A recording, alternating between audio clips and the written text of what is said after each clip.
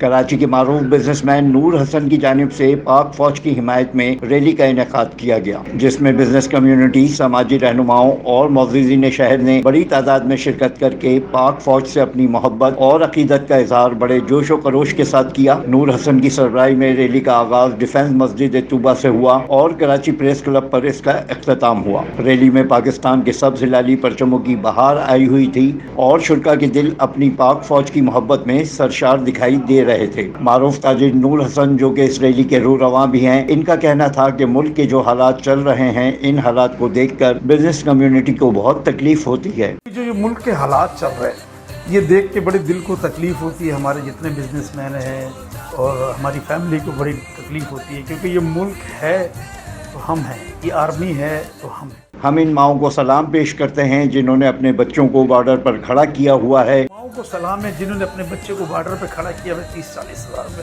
آج کل پیون 30-40 ہزار روپے تنخواہ لیتا ہے۔